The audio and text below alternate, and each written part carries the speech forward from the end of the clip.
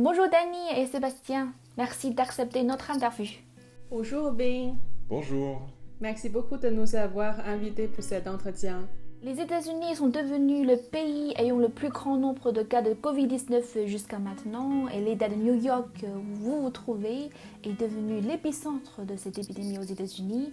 Donc, quelles mesures ont été prises par le gouvernement local pour la prévention et le contrôle de cette épidémie et qu'est-ce qu'il faut améliorer d'après vous? Alors pour répondre à ta question, ce qu'il faut savoir, c'est qu'aux États-Unis, entre le niveau fédéral, c'est-à-dire le niveau du gouvernement du président Trump, les États et les villes, chacun a différents types de pouvoirs. Et donc, selon les États, selon les villes, des mesures différentes vont être implémentées. Oui, par exemple à New York où on habite, ce qu'on a recommandé, c'est plutôt garder une distance entre les gens quand on sort. Ou sinon, on nous recommande de rester à la maison sauf les sorties essentielles. Par ailleurs, CDC récemment, il nous a recommandé de porter les masques en tissu. Ils ont même mis des instructions en ligne comment fabriquer les masques à la maison. Et bien sûr, on doit laver les mains souvent pour garder une hygiène. Oui, donc la mesure principale, c'est vraiment l'isolement.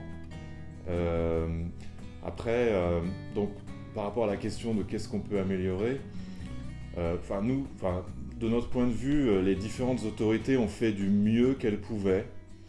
C'est vrai que les données n'étaient pas très, surtout au début, les données n'étaient pas très claires. On ne savait pas trop à quoi s'attendre. Est-ce que ce serait une grande épidémie ou une petite épidémie? Certainement, c'était pas parfait. Leur réaction n'était pas parfaite. Notamment, il n'y avait pas beaucoup de stock de matériel médicaux, de respirateurs ou de masques. Donc probablement, les autorités vont tirer les conséquences de cette épidémie pour mieux se préparer pour la prochaine. Donc, merci d'expliquer tout cela. Quelle influence cette épidémie de Covid-19 a-t-elle sur le quotidien de votre famille, par exemple le travail, le shopping, les sorties, etc.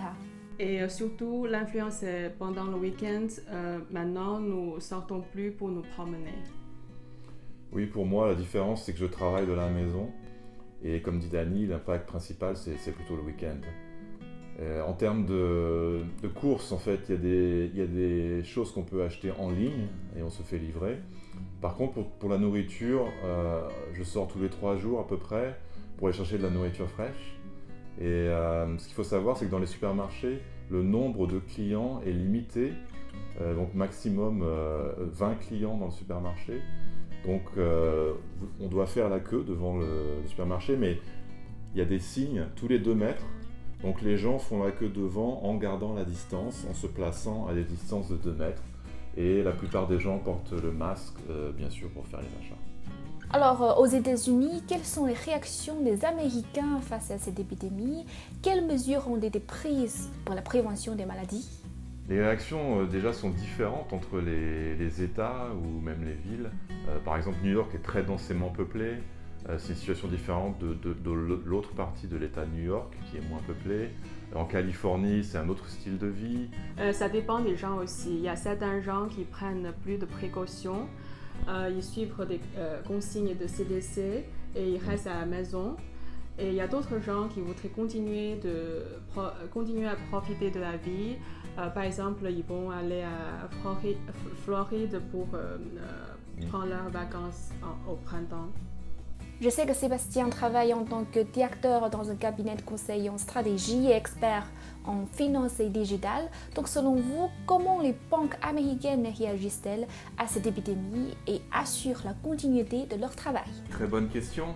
La plupart des banques étaient donc prêtes, sauf les banques qui n'avaient pas prévu de scénario pandémie et donc qui n'avaient pas pu tester ce scénario avant. En pratique, ça veut dire que certaines banques ont dû rajouter de la capacité en termes de réseau et d'infrastructure pour permettre à tous leurs employés de travailler à la maison. Du point de vue des gouvernements, la pandémie va accélérer les réflexions autour de la monnaie digitale. Pourquoi? Parce qu'en fait, c'est un moyen pour distribuer plus facilement la monnaie directement aux citoyens pour pouvoir mieux contrôler aussi les taux monétaires, l'émission de la monnaie. Donc je sais que la France a lancé un appel d'offres pour étudier la monnaie digitale et la Chine est très active, que ce soit la Chine continentale ou Hong Kong. Lorsque la plupart des gens dans le monde entier travaillent à domicile, quels sont les risques de cybersécurité et les mesures de protection à appliquer? En termes de sécurité, je vois 4 éléments à protéger. Donc premièrement, le réseau Wi-Fi, avoir un mot de passe fort et aussi mettre à jour son routeur. Deuxièmement, l'ordinateur. Donc vous devez protéger votre ordinateur, pareil, avec un mot de passe, un antivirus et d'autres mesures. Troisièmement, le surf sur Internet. Donc vous pouvez très bien télécharger des plugins ou des extensions au niveau du navigateur afin de le sécuriser. Quatrièmement, le phishing. Le phishing, c'est cette technique en fait dans laquelle les hackers envoient des emails en vous demandant quelque chose de très urgent. Donc vous devez fournir un mot de passe, vous avez un problème avec votre colis et vous devez réagir tout de suite. Et bien sûr, si vous cliquez sur le lien, un virus va s'installer, vous allez compromettre votre ordinateur. Donc faites très attention quand vous recevez des emails. Si vous êtes isolé à la maison, on fait moins attention. Donc ça veut dire qu'il faut redoubler de vigilance. Je sais que Dany est en train d'aider des amis chinois voulant faire don de masques et d'autres matériels médicaux à contacter des hôpitaux ou des institutions privées aux États-Unis. Pourriez-vous nous présenter toutes ces actions-là? En fait, à New York, je vois un esprit de solidarité en ce moment. Par exemple, il y a des volontaires qui se proposent de garder les enfants des soignants pour que ceux-ci puissent aller à l'hôpital s'occuper des patients de COVID-19.